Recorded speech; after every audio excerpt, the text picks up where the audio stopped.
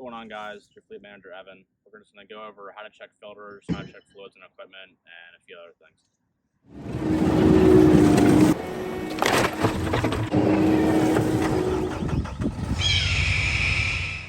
Alright, guys, we're out here on site with one of our wheel loaders here. Just going to do a quick rundown of checking the fuel water separator, checking the air filter, making sure it's not packed with dirt and dust, the engine oil fill, where the engine oil dipsticks are usually at, and then how to check the hydraulic oil as well.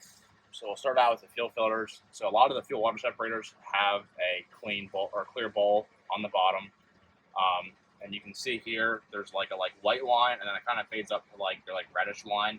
So the white line is actually water. So when you see that, there's a drain on the bottom of the filter. You want to drain that water out until it's all red. Close that drain back up, take all the water out of it. And then you have your engine oil fill here, and usually your dipstick is pretty close to that. And then up top here, we have our air filter.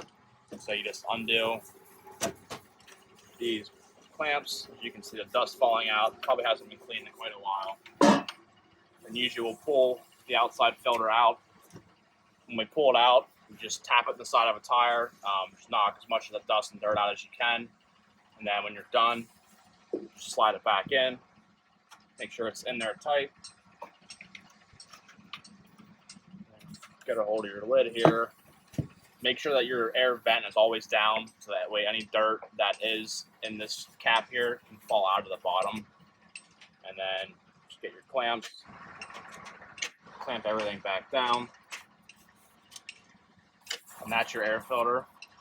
And then up top, usually on the wheel loaders, you have your hydraulic tank, which is usually right behind the cab. A lot of them have sight glasses on the side.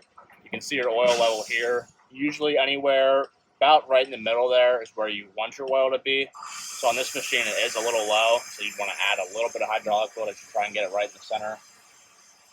And other than that, that's pretty much a quick walk down of where all your stuff is going to be at. And obviously, you want to check your engine oil daily too. On your engine oil dipstick, there's going to be H and an L. So this one is full, but usually you want to keep it between the middle. So somewhere, in the middle of the two lines is usually pretty good. But other than that, let's run down on checking fluids and filters on the machine.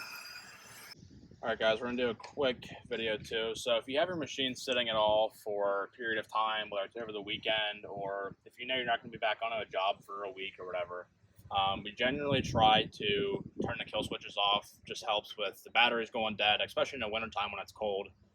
The cold's super hardened batteries. So usually you want to look for a box like this under a cover.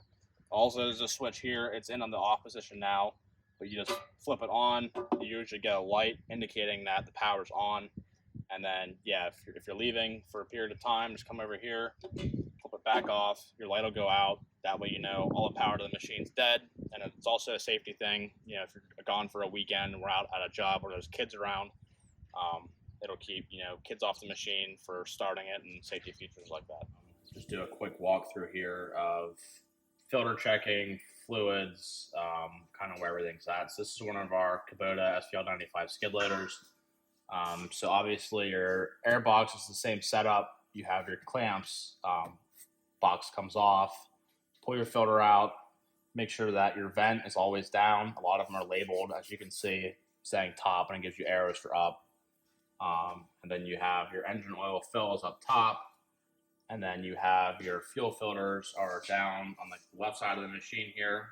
So on the skid loader, you can see down in here on the fuel filter, these have a little plastic red float in them, but you can see where the red float's at. So below this red float is all water.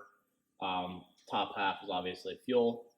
So again, you have your little pitcock here to drain the water out. Once the water is drained, then close the pitcock and you're good to go there.